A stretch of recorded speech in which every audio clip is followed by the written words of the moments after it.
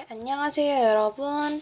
이번에는 정치 과정에 참여하는 주체란 누구인가? 라는 질문에 대한 대답을 알아보는 시간을 가지도록 하겠습니다. 우선 우리가 앞에서 정치 과정을 알아보았는데요. 그 부분 한 번만 복습하고 가도록 할게요. 자, 그 표를 여러분이 암기를 하시면서 함께 얘기를 해보면서 그 전에 있는 기억을 되살리면서 해보는 게 좋을 것 같은데, 우리 정치 과정이라는 게 있었습니다. 정치 과정은 우선 다원적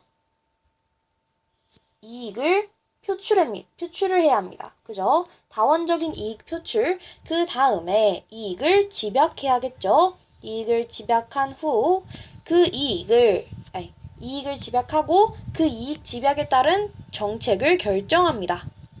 정책을 결정하고 그 정책 결정에 따라서 정책을 실행해야겠죠. 정책 집행이 되겠습니다. 정책 집행, 그리고 이 마지막이 정책을 평가하는 것이고, 이 평가에서 조금 보완될 점이 있다면 다시 관료의 과정을 거쳐서 우리가 처음으로 돌아가서 이 이익 표출부터 시작을 하게 되는 것이죠. 이렇게 정치 과정을 하는 주체들에 대해서 정치 과정의 그 과정을 알아보았습니다. 자, 그러면 이 다음에는 주체에 대해서 조금 알아봐야겠죠. 자, 다원적 이익 표출은 일단 개인이 하거나 집단이 하게 됩니다. 이익을 집약하는 것은 뭐 정당이나 언론 또는 선거가 들어갈 수도 있어요. 정책 결정은 정부와 국회가 하게 됩니다. 정책 집행은 정부 혼자 하게 되고요. 평가는 국민이 하게 됩니다. 이렇게 해서 우리가 이 정치 과정을 정리를 해볼 수가 있었네요. 자, 그러면서 우리 정체를 했을 때 여러 가지 되는 것, 그것의 결과에 대해서 좀 알아볼게요. 우리 뭐 여론이 형성되고 막 그랬잖아요. 근데 어떨 때 여론이 형성이 되었냐면요. 이 이익 집약의 과정에서 여론이 형성이 되었습니다. 여론은 사회적, 정치적 문제에 관한 대다수 국민의 공통된 의견을 말한다라고 했죠. 그러니까 이익을 집약했을 때, 아, 맞아. 저것도 맞아. 이거 진짜 맞는 것 같으면서 사람들이 동의를 하면서 그 이익이 공통된 의견이 생기는 거죠. 이것이 바로 여론이라고 하는 겁니다. 어쨌든 이러한 과정을 통해서 다양한 이익과 가치들이 조정이 되면서 뭐가 이루어지냐면요. 사회 통합이 이루어지게 됩니다. 사회 통합이라는 것이 이루어지게 됩니다.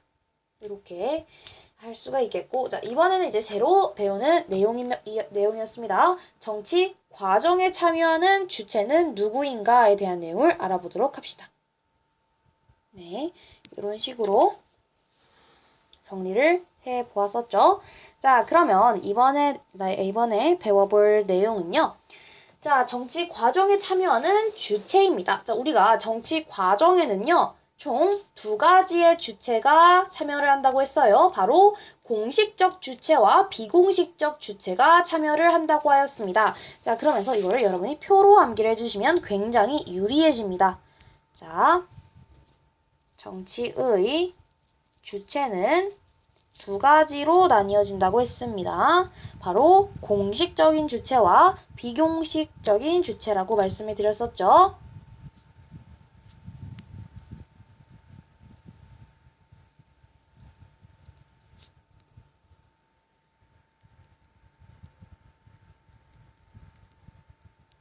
자, 이렇게 2가지의 주체로 나타내는데요. 공식적 주체는요. 단 3가지밖에 없어서 여러분 암기가 굉장히 편하실 겁니다. 정부, 국회, 법원이 됩니다. 자, 그리고 비공식적 주체는 총 4가지가 있게 됩니다. 총 4가지가 있게 되면서 그 내용을 5가지가 있게 됩니다. 5가지 알아보도록 할게요. 자, 첫 번째는요, 개인입니다. 즉, 시민이라는 것이죠. 자, 여러분, 시민이 있어야 시민이 참여를 해야지만이 어떤 정치도 다 이루어지게 되는 겁니다. 시작은 시민이 되는 것이죠. 그래서 우리는 정치 과정의 참여 주체 중에 시민이 가장 중요하다라고 얘기를 하는 교과서도 있게 됩니다. 자, 다음 비공식적 주체는요. 또 시민과 이익 집단, 이익을 함께하는 집단이 되겠죠. 그리고 시민단체, 간단하게 키워드만 말씀을 드리는 겁니다. 시민단체는 그렇죠. 공통의 문제에 대해서 실현하려고 노력하는 주체이고요. 또 정당, 그리고 언론까지 이렇게 5가지를 정리해 주실 수가 있습니다. 그러면 우리 우선 비공식적 주체에 관한 특징부터 알아보도록 합시다. 가장 기본적이고 가장 중요한 정치 주체가 우리는 이 개인, 즉 시민이 되었다라고 말씀을 드렸었어요. 자, 그리고 이익 집단이라는 것은 이해관계를 같이 하는 사람들, 이해관계가 여기선 키워드가 되겠죠. 이해관계를 같이 하는 사람들이 모여서 자신들의 특수한 이익 실현을 위해서 만든 단체입니다. 특수한 이익 실현입니다. 이익 실현. 자, 우리가 다른 것도 아니고 이익 집단이 이익 실현한다. 요 정도는 여러분 암기할 수 있잖아요. 그죠? 이익 실현이 중요하다. 그러니까 예를 들면요. 같은 직업군의 사람들이 모여서 하기도 합니다. 예를 들어 약사협회, 약사회, 의사회 이런 식으로. 그러면은 장점이 뭐냐? 전문적입니다. 그죠? 전문성이 드러난다.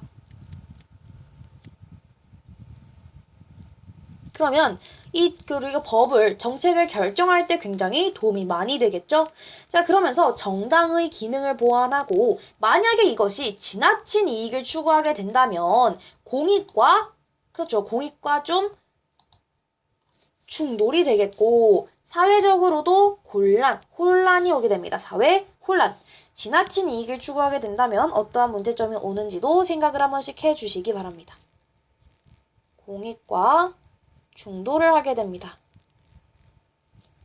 또 사회의 혼란이 올 수도 있어요. 만약에 이 이익 집단이 뭔가 어떤 일을 하게 된다면, 어떠한 행동을 하게 된다면 그 행동이 부적절한 행동일 경우에는 사회에 굉장히 영향을 많이 끼치게 됩니다. 왜냐하면 그 직업군의 사람들이 모여서 그 특수한 이해관계를 같이 하는 사람들이 모여서 하는 행동이기 때문에 이것이 사회에도 영향을 줄 수가 있겠죠. 예를 들어서 약사들이 일을 파업을 한다고 한번 생각을 해볼게요. 그럼 어떤 일이 벌어지겠습니다. 약을 구입하거나 제조하거나 할 수가 없어집니다. 그러면 사회 전체에 혼란이 올 수가 있게 된다. 이런 식으로 예를 생각하시면 될 것 같아요. 다음 시민단체에 대해서 좀 생각을 해보겠습니다. 시민단체는요. 아까 이익 집단과는 다르게 공익의 공익 실현을 위해서 시민들이 자발적으로 만든 것이다. 그럼 여기서는 키워드가 공익 실현이고요.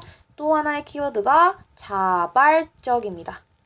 시민들이 자발적으로 만든 집단으로서 여성 인권, 장애인 인권, 교육의 의무성 이런 것들 공익으로 우리 공공의 이익 실현을 위해서 만든 집단이구나. 그러면 이 시민단체는요. 어떠한 일을 하냐면 여론을 형성합니다. 여론을 형성하고요. 정부의 활동을 감시하고 비판합니다. 또한 사회 문제, 공익 실현이라고 했잖아요. 사회 문제 해결을 위한 대안을 제시합니다. 자, 이거를 말로 조금 풀어서 보자면 비공식적 정치 주체라는 것 자체가 공식적인 정치 주체와는 달리 자신들의 신념이나 이익에 부합하도록 정책 결정 과정에 참여하는 비공식적 주체에는 정당, 이익 집단, 시민단체, 언론, 또 시민 개인까지 있다. 자, 이렇게 해봤고 이익 집단이라는 것은 시민들의 요구가 다양해지고 이해관계가 복잡해지면서 이 이해관계를 함께하는 사람들이 모여서 자신들의 특수한 이익 실현을 위해 만들어진 단체이고자 그러면서 이익 집단은 다양한 이익을 대변해서 이 정당의 기능을 보완하기도 합니다. 플러스로 정당의 기능을 보완하기도 한다. 내용 들어가면 좋겠죠? 자, 정당의 기능을 보완하기도 하지만 자기 집단만의 이익을, 자기 집단만의 이익을 추구한다면 공익과 충돌할 가능성도 있고 사회의 혼란을 초래할 수도 있다라는 것을 알아두시면 되겠습니다. 다음 시민단체는요. 특정 개인이나 집단이 이익이 아니라 사회 전체의 공익을 실현하기 위해 시민들이 자발적으로 만든 집단이다. 시민단체는 환경, 노동, 인권 등 사회 전 영역에서 플러스 전 영역, 전체 영역 어떤 영역이든 상관하지 않는다는 겁니다. 전체 영역에서 시민 참여를 유도하고 문제 해결을 위한 대안을 제시한다. 라는 거. 플러스 대안 제시. 이것도 알아놓으시면 좋겠죠?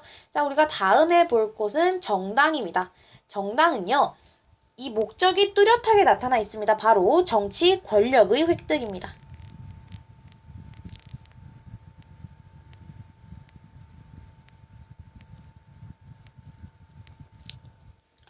자, 정당은 정치 권력을 획득하기 위해서 정치적 의견을 같이 하는 사람들.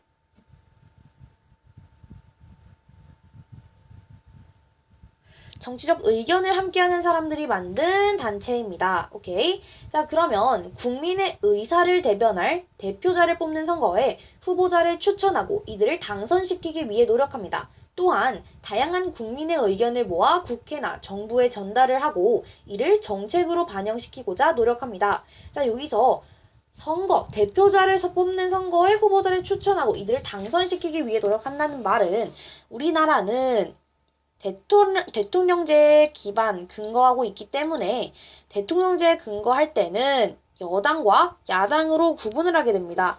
그러면 그 내용을 잠깐 확인을 해보자면요. 여당과 야당의 핵심 개념을 좀 체크를 해볼게요.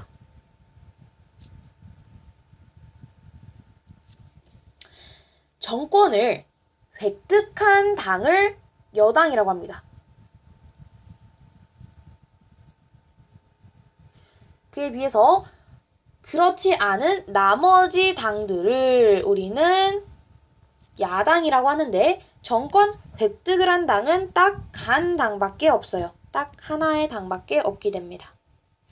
하지만 나머지 당들은 여러 개의 당이 있겠죠? 자, 그러면 우리가 대통령 중심제의 사회이기 때문에 여당, 우리나라에서 대입을 해보자면 대통령을 배출한 정당이 여당이 되게 됩니다.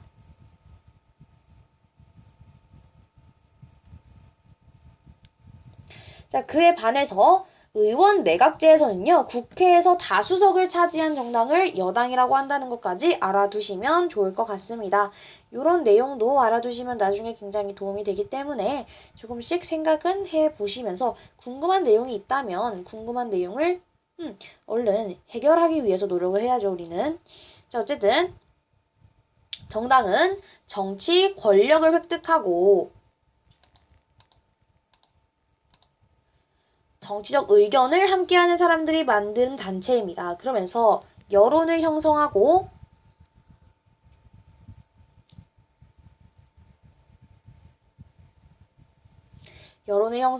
선거에 후보자를 추천합니다.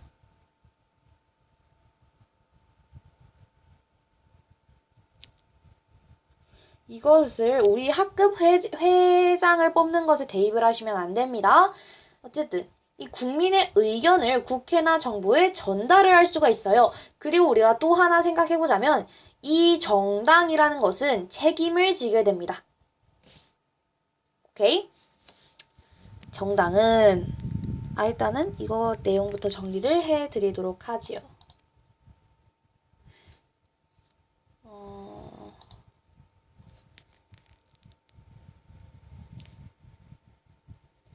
국민의 의견을 국회 또는 정부, 법을 만드는 국회 또는 그것을 집행하는 정부에 전달을 하는 일도 합니다. 하지만 가장 중요한 부분은 뭐니 해도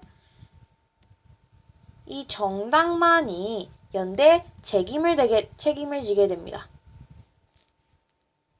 이게 무슨 말이냐? 정당이 책임을 진다는 것은요, 정치적인 책임을 지어야 한다는 것입니다.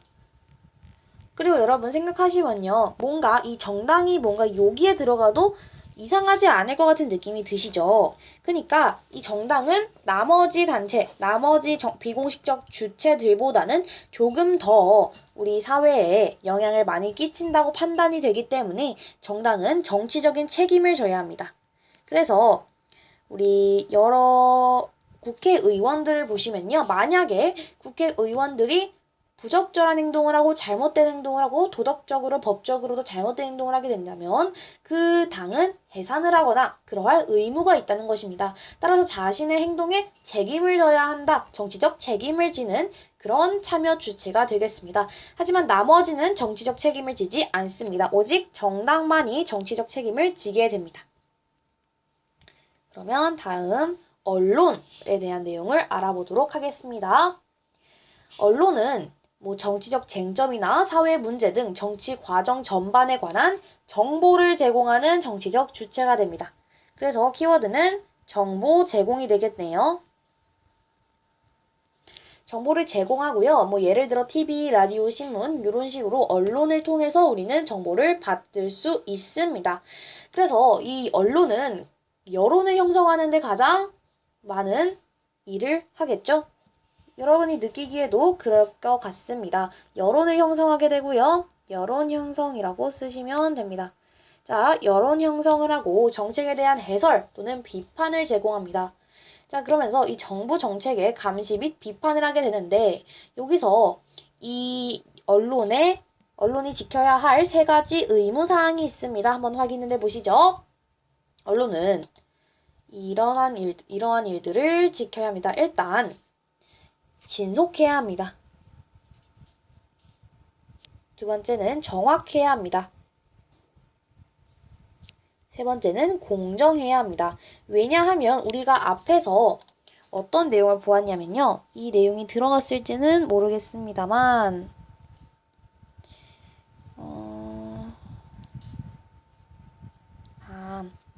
정치는 아직 안 아니 정치가 아니라 그 전에 우리 막 대중적인 그것이 나왔었거든요. 앞에 보면요. 거기서 한번 보시면요. 대중문화가 나왔습니다. 거기에서도 이 언론이 약간 대중 매체가 너무나 획일화된 그러한 시선을 갖게 할 수도 있다라는 그런 걱정, 우려가 있었는데요. 그런 것처럼 여기서도요. 굉장히 신속하고 정확하지만 공정해야 한다. 이러한 의무를 가졌다라고 생각을 하시면 되게 됩니다.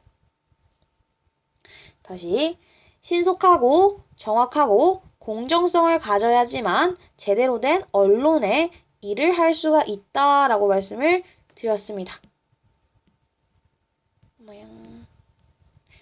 자, 이렇게 생각을 해보실 수가 있게 됩니다. 자, 그러면 다음에는요, 우리가 정치 과정에 바로 공식적 주체에 대한 내용을 정리해 보도록 할게요. 자, 공식적 주체는요, 정부, 국회, 법원 요 3가지가 있었다고 말씀을 드렸습니다. 자, 그러면 정부부터 알아보도록 하시죠.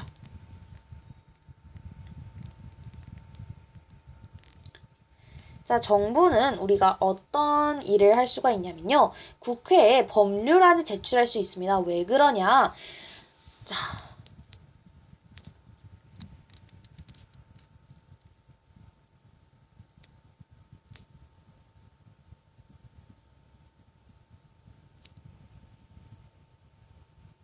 우리나라는 원래 있는 대통령제 나라이지만 여기 써있죠. 대통령제이지만 여기에다가 의원 내각제 요소들이 추가가 됐다고 했어요. 따라서 우리나라에서는 정부가 국회에 법률안 제출이 가능해지고 정책의 수립 그리고 실천을 하게 됩니다. 집행을 한다고 얘기를 하죠.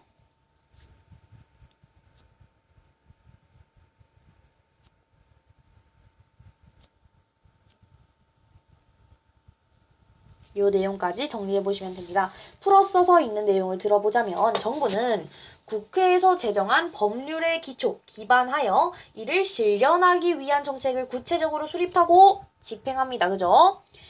자, 그러면서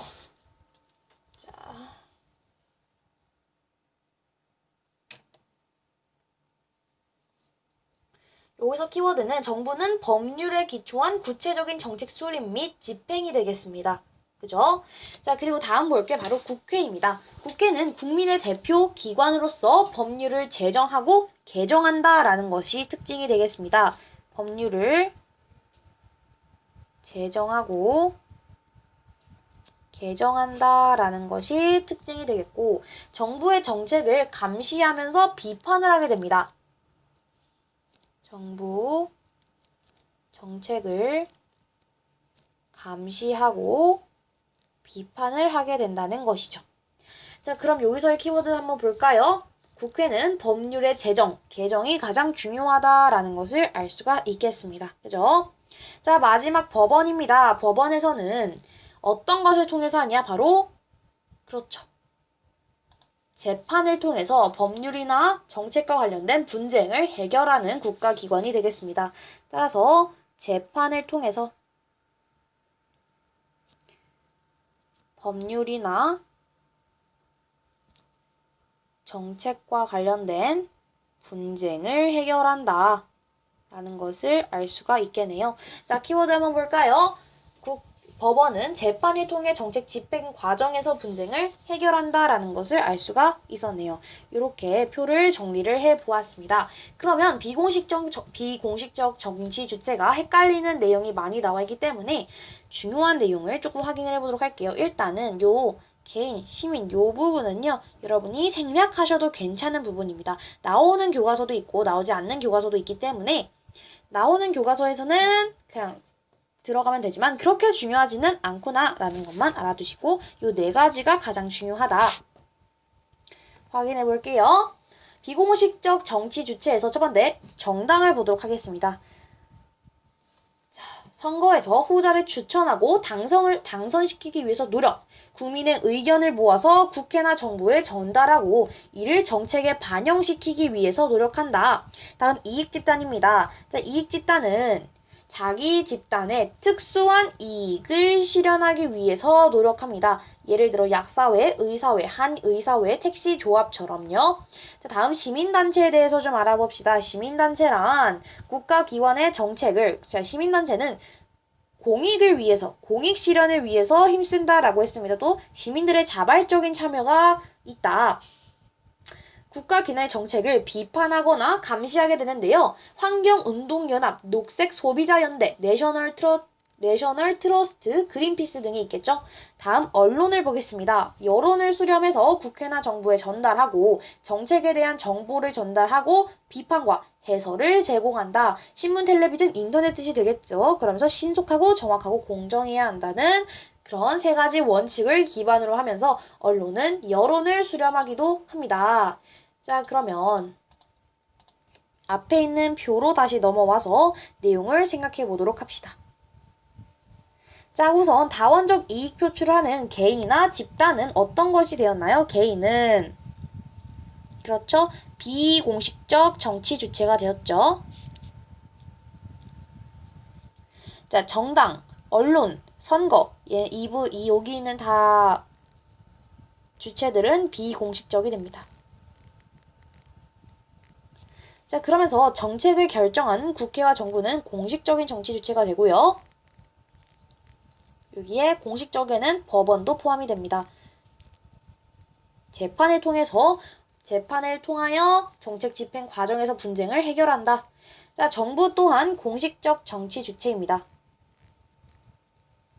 자, 국민은 비공식적 정치 주체가 되겠죠. 개인이라고 생각을 하면 비공식적 정치 주체가 되게 됩니다. 그러면서 마지막 완료의 과정을 거치게 되고요. 이런 식을 이용해서 우리는 의견 표출을 통해 갈등과 충돌을 막는다라고 생각을 할 수가 있습니다. 자, 이렇게 정리를 해볼 수가 있었네요. 벌써 24분이 지나게 되었네요. 자, 이번에는 정치 과정에 참여하는 주체에 대하여 내용을 정리해 보았습니다. 자, 그러면서 다음 시간에는 선거의 의미와 그 제도에 대해서 생각해보는 시간을 가지도록 할게요. 선거도 그렇게 어려운 내용은 아닙니다. 우리 총 4가지 선거, 민주선거의 원칙인 보통선거, 평등선거, 직접선거, 비밀선거에 대한 내용, 또한 선거구 법정주의, 여기에서 게리맨더링이라는 내용을 조금 짚어보도록 하겠습니다. 그러면서 내일은 다음 시간에는 그 선거의 의미와 제도에 대한 내용 정리해 보도록 하겠습니다. 지금까지 봐주신 여러분들 모두 정말 각각의 시험에서 좋은 결과 내시길 바라면서 지금까지 봐주셔서 감사합니다.